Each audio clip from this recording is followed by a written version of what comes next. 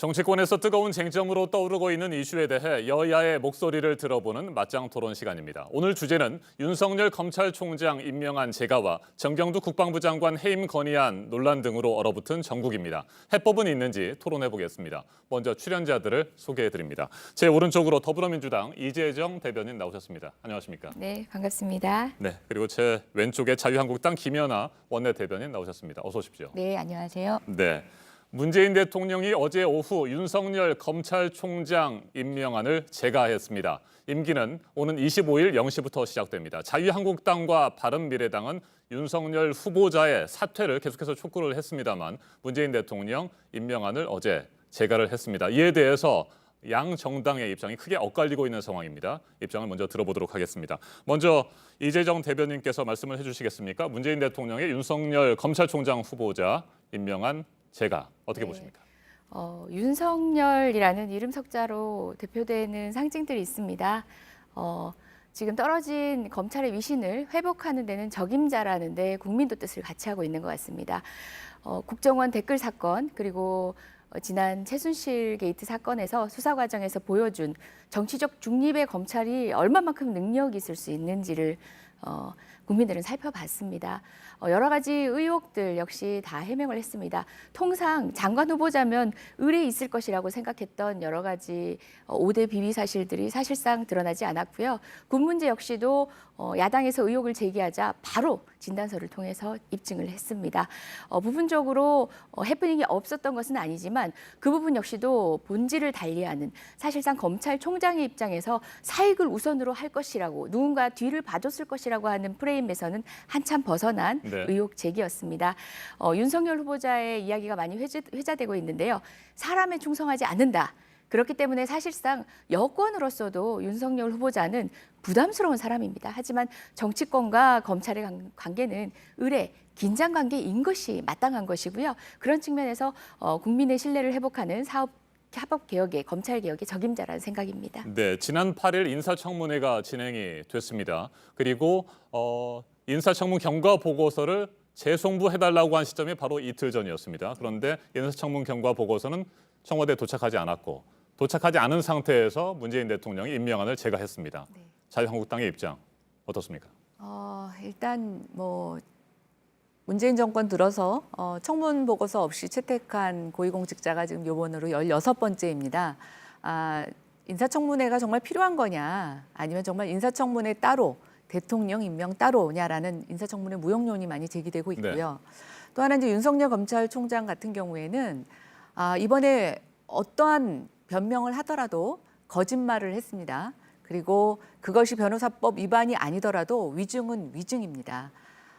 이번에 대통령의 임명으로서 국민에게 거짓말하는 검찰총장이 이끄는 검찰, 사실은 저는 이 비난으로부터 자유롭지 못하다고 생각이 되고요. 지금 민주당에서 얘기하시는 것처럼 굉장히 강직하고 검찰개혁을 이끌 인물이라고 얘기했지만 저는 그것의 가장 밑바탕이 되는 도덕성에 큰 지금 일종의 금이 갔다고 생각이 됩니다.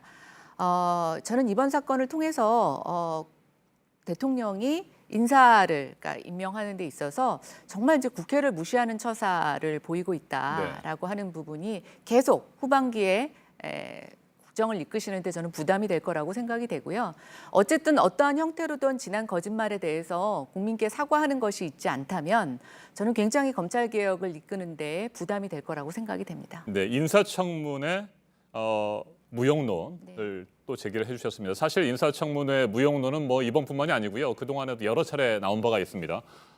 더불어민주당에서도 그 부분에 대해서 문제를 인식하고 있다고 판단이 되는데 인사청문회에 대한 개선 대책이라든지 어떤 방안이 있을지 이 부분 잠깐씩 얘기를 좀 들어보고 다음 토론 이어가 볼까요? 이재정 대변인 어떤 생각이십니까? 네, 사실상 인사청문회 이후에도 국회의 동의를 받는 직들이 있고요.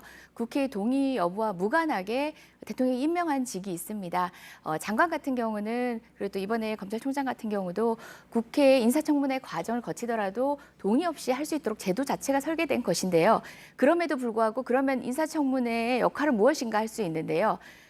책임성을 더 드러내게 하는 방법일 수 있습니다. 인사청문회 과정에서 드러낸 국회가 드러낸 예각화된 쟁점들에 대해서 국민이 어떤 인식을 가지고 있고 만약 무리수를 둬서 대통령이 임명을 한다면은 더 예리한 잣대로 이후에 업무 수행을 평가할 것입니다. 그것은 대통령, 집권 여당의 정치적 부담으로 갈 것입니다. 기본적 설계 자체가 동의를 요건으로 하고 있지 않다는 걸 먼저 말씀을 드리고요.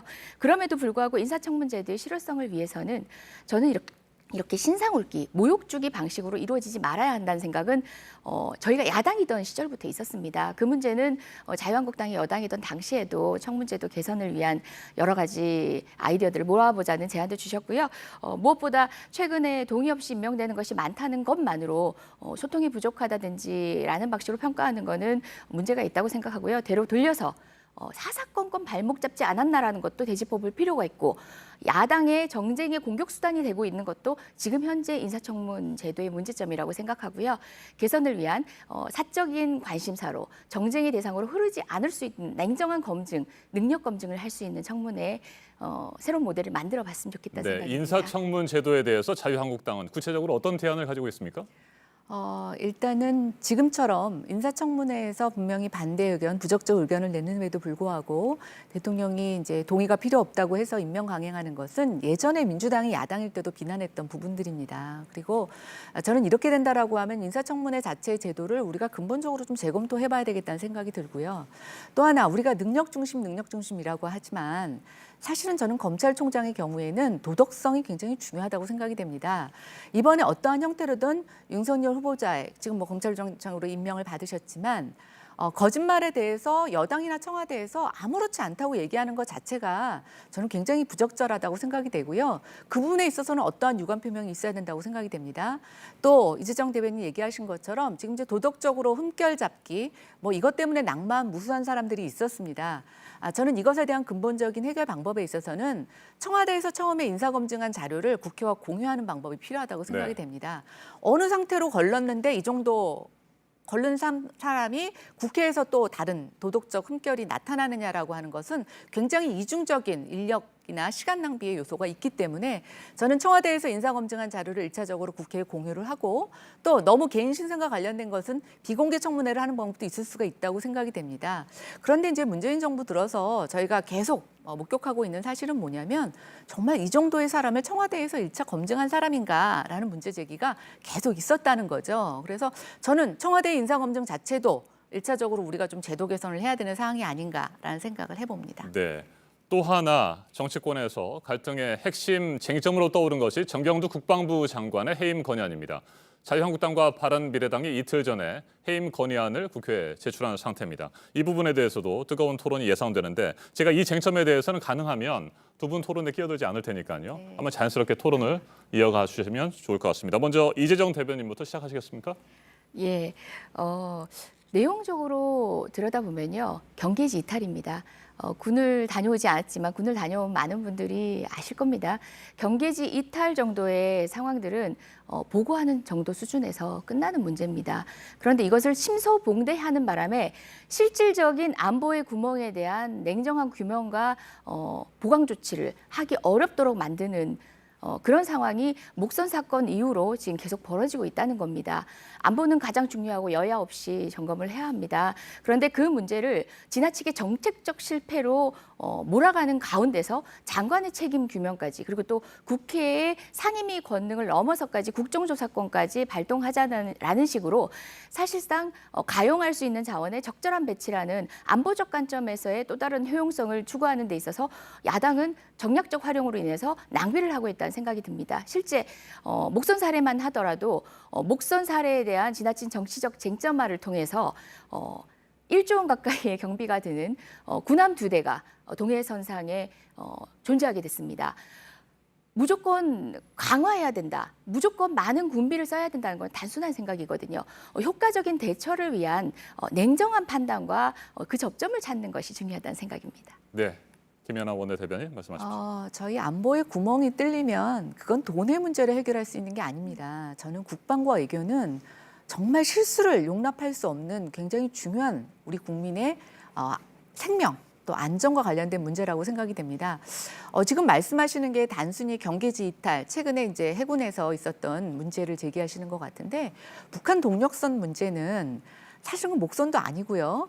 굉장히 우리가 예측할 수 없는 경계가 뚫렸다는 것, 또 그것에 대한 우리의 안보 정신, 군대의 기강이 굉장히 해이됐다는 것.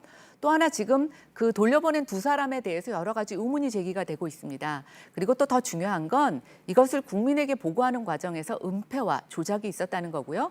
그 이후에도 모든 목선마다 이제 국민들한테 보고하는 거 안 하겠다고 지금 국방부가 이러고 있는데 저는 이건 굉장히 치명적인 문제가 있다라고 보고 있습니다. 지금 자꾸만 청와대와 정부가 은폐하려고 하니까 국정조사를 하겠다는 거고요. 국회의 본연의 역할은 그것입니다. 또 하나 지금 국방부 장관의 문제는 최근에 이런 사태만 있는 것이 아닙니다. 미사일, 북한에서 날아온 미사일을 여전히 분석 중에 있습니다. 지금 몇 개월째 분석 중인지 모르겠고요. 또 하나 우리가 지금 계속 국방부 장관이 국회에서 상임위원들과 또 대정부 질의상에서 굉장히 논란을 일으켰는데 네. 지금 10차례만 머리를 숙여서 사과를 하셨다고 하고 있고요. 또 아주 재미있는 해프닝이 있었죠. 4초라는 얘기가 있습니다. 6.25를 북한의 남침이냐라고 물어보는 것에 대답하는데 4초가 걸렸다고 그래서 지금 그 4초 해프닝이 벌어지고 있는데 저는 근본적으로 정경부 장관, 경궁 장관의 경우에는 안보의식 또 국군의 기강을 잡는 데 있어서 근본적인 문제점이 있는 분이라고 생각이 되고요. 어쨌든 이 부분에 대한 해임 결의안을 제출하는 건 야당과 다른 정당의 의무이고 그것을 받아줘야 되는 것도 저는 여당의 책임이라고 생각합니다. 네, 정경두 국방부 장관의 책임을 묻는 것은 침소봉대다. 이게 더불어민주당 이재정 대변인의 입장이시고 그리고 자유한국당 김연아 원내대변인은 책임을 반드시 물어야 된다. 이런 입장이신 것 같습니다. 예. 이와 관련해서 30초씩 반론과 재반론의 기회를 드리겠습니다. 예, 늘 어떤 문제를 지나치게 책임지우는 것의 맹점은 뭐냐면요. 책임지지 말아야 될 사람이 책임진다는 뜻이 아니라 중요한 문제를 놓치기 쉽다는 겁니다. 최저임금 문제도 마찬가지였고요. 안보 문제도 마찬가지입니다. 전체를 바라볼 수 있고 실질적인 원인을 놓치기 쉽다는 거죠. 지금 자유한국당 처음에는 패스트트랙 철회 사과 요구하다가 점점 꼴대를 옮겨갑니다. 경제실정 청문회 요구하다가 원탁회의로 합의가 되니까 국정조사 갔다가 기다렸다는 듯이 지금 또 해임 건의안. 사실상 꼴대를 옮겨가는 측면을 지울 수 없습니다. 조금 전 윤석열 청문회 역시도 처음에는 변호사법 위반에 초점이 맞춰진 소개에 착안을 해서 계속 비판을 하시다가 결국 나중에는 거짓말로 가지 않았습니까? 정말 비판하고자 하고 문제가 있다고 생각하는 것이 무엇이라고 생각하신다면 그 문제에 일관성이 있으셨으면 좋겠는데 사실은 정치 쟁점화하고 있다는 증거라는 반증이라는 생각입니다. 야당의 비판을 모두 다 정쟁으로 받아들이는 이런 삐뚤어진 생각 저는 굉장히 위험하다고 생각이 됩니다. 특히 국민의 먹는 문제, 먹고 사는 문제, 또 생명과 관련된 안보 문제는 굉장히 중요한 이슈라고 생각이 됩니다. 실수가 용납되지 않고요. 그것에 대한 책임을 지을 사람이 있으면 저는 책임을 물어야 된다고 생각이 됩니다. 중요한 건 그 사람을 책임지라고 해서 물러나게 했을 때 대체할 사람이 없다라고 하는 것이 저는 일종의 지금 여당의 고민이라고 생각이 되는데요. 그것은 능력 중심으로 사람을 기용하지 않고 자기네 편, 코드 중심으로 사람을 쓰기 때문에 저는 대체할 사람을 찾지 못하는 거라고 보고 있습니다. 대체할 사람이 없다고 해서 국민의 안보를 이런 식으로 방치하는 것은 저는 직무유기라고 생각이 됩니다. 네, 알겠습니다. 일단 여기까지 듣고요. 6월 국회가 이제 이틀 뒤인 19일이면 끝납니다. 6월 국회 본회의를 19일에 하루만 열 것이냐 아니면 그 전날 18일입니다. 내일 본회의를 열어서 정경두 국방부 장관 해임 건의안을 보고하고 표결을 위한 절차에 들어갈 것이냐 이 부분을 놓고 더불어민주당과 지금 자유한국당이 또 논란을 빚고 있습니다. 논쟁을 벌이고 있는데 이 부분과 같이 말이죠. 방탄국회라고 서로를 비판하는 부분도 있어서 이 부분에 대한 의견들을 좀 한번 들어보겠습니다. 이재정 의원 어떤 생각이십니까? 예, 지금 정경두 국방장관에 대한 지나친 공격들이 사실상 어떤 문제를 놓치고 있고 어떤 문제를 우리가 회피하고 있는지를 조금 전에도 말씀을 드렸습니다마는 사실상 추경부터 시작해서 법안 심사 주력해야 될 부분에 대한 노력보다는 정치 공세에 주력하고 있는 양상입니다. 저희는 조금 더 집중적으로 국회에 당면한 과제에 많은 노력을 기울이셔서 건설적인 토론이 이루어지길 기대를 하고 있고요. 한간에 그런 우려 저도 사실인가 여쭤보고 싶을 정도로 사실상 지금의 국회를 무산시킨 이후에 8월 통상 국회가 잘 열리지 않는 8월 국회를 잡는 방식으로 연기해서 방탄국회. 더불어민주당은 어제에 이어서 오늘도 의원님들 경찰에 수사에 임하러 갑니다. 저 역시도 소환 대상자인데요. 저는 빨리 소환해달라고 말씀을 드렸습니다. 이런 소환에 불응하고 있는 자유한국당의 기류가 반영된 의사일정 보이콧이 아닌가 그런 생각 듭니다. 네. 예, 뭐 굉장히 오해를 하고 계신 부분이 있어서 일단 이번 지금 7월에 본회의 일정은 민주당이 이틀을 잡아주시면 신속하게 할 수가 있습니다. 굉장히 지금 추경심사가 무리한 일정임에도 불구하고 각 상임위에서 열심히 하고 있는데요. 일단 그 부분에 대한 수락이 저는 가장 중요하다고 생각이 되고 7월 국회 무산의 책임은 이제 민주당이 있다라고 말씀드리고 싶습니다. 또 하나 지금 추경 예산과 관련되어 있는데요. 처음에 7월 국회가 열리기 전에 추경이면 모든 문제가 해결될 것 같이 정말 추경을 강조했던 당이 지금 민주당입니다. 그런데 추경에 임하는 자세를 보면 각각 상임위에서 제가 목격한 걸로만 보면 굉장히 상임위 출석이 부실하고요. 왜냐하면 그 상임위 안에서 해결이 안 되면 정부가 올린 본안이 통과되기 때문에 굉장히 지금 방만하게 상임위에 출석하고 있습니다. 저는 다시 한번 묻고 싶습니다. 지금 여당에게 추경이란 무엇이냐? 결국은 경제에 대한 실정에 책임을 지을 하나의 핑곗거리가 필요한 상황에서 추경이 하나의 좋은 원인을 제공하고 있다고 보고 있고요.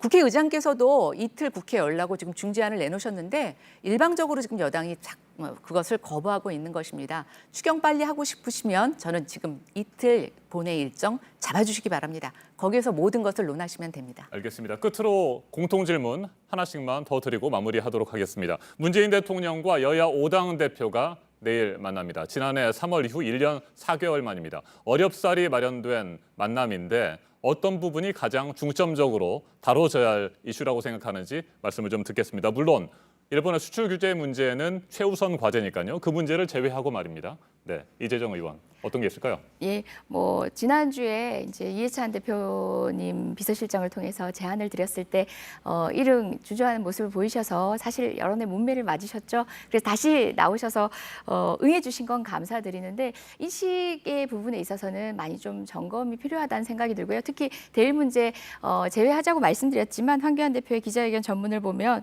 호혜 정신으로 대화로 오해를 풀고 하셨는데 지금 일본과의 문제가 그런 오해의 문제가 아닌 수준이라는 것은 모두가 알고 있는 부분입니다. 좀 정교한 대책을 통해서 준비가 돼서 실질적인 논의가 이어질 수 있었으면 좋겠다는 생각이고요. 대화의 테이블장에서 어떤 이슈든 지금 닫아놓고 있지 않습니다. 국민들이 관심을 가지고 있는 선거제도 개혁이라든지 권력개혁 문제도 포함될 수 있고요. 그리고 또 지금 기타 여러 가지 국회에서 쟁점이 되고 추경 문제도 내용이 될 수 있습니다. 그냥 시간만 허비하는 것들이 아니라 실질적인 준비를 통해서 예각화시킨 것들은 분명히 또렷이 합의할 수 있는 어떤 지점들에 대한 서로 간의 고민이 좀 준비되었으면 좋겠다는 생각입니다. 네, 김연아 원내대변인께서는 어떤 생각이십니까? 지금 가장 시급한 것이 일본의 경제보복과 관련된 대응이기 때문에 저는 뭐 그것이 가장 우선적으로 다뤄져야 되는 이슈라고 하는 데서는 이론이 없다고 생각이 됩니다. 근데 이제 실질적으로 지금 2시간이더라고요, 회의 시간이. 그래서 뭐 얼마나 많은 얘기를 나눌 수 있을지는 모르겠지만 저는 제일 중요한 게 지금의 여러 가지 우리가 당면하고 있는 경제 위기, 외교 위기, 또 안보 위기 위해서는 여야가 원팀이 돼야 된다라는 겁니다. 그럼 결국은 대통령께서 적극적으로 야당의 협조를 구하시는 것, 또 야당도 적극적으로 정부와 정책을 하는 데 있어서 협조하겠다라는 것을 확인하는 게 필요하다고 생각이 되고요. 거기에 가장 큰 기본 조건은 야당을 정치의 파트너로 인정하는 것입니다. 지금의 야당을 굉장히 적대시하고 또는 무슨 청산해야 되는 그런 적폐의 한 종류로 보고 있는 그런 인식이 지금 국회의 가장 큰 국회의 원활한 운영에 걸림돌이 되고 있습니다. 저는 어떤 제도적인 그런 문제보다는 지금은 그런 서로가 파트너로 인정하는 그런 타협과 협상 그런 것에 대한 그 기조를 나누는 것이 가장 큰 중요한 주제라고 생각하고 어떻게 이번 한 번 갖고 그게 다 되겠습니까? 그렇죠? 이번을 물꼬로 해서 좀 앞으로는 정기적으로 여야와 또 대통령께서 서로 만나셔서 의견을 나누시는 자리가 됐으면 좋겠습니다. 네, 내일 문재인 대통령과 여야 5당 대표의 만남이 꽉 막힌 전국의 해법을 찾는 데 상당히 도움이 될 수 있을지 또 그렇게 되기를 기대해 보겠습니다. 지금까지 이재정 더불어민주당 대변인, 김연아 자유한국당 원내대변인이었습니다. 두 분 토론 잘 들었습니다. 네, 감사합니다. 감사합니다.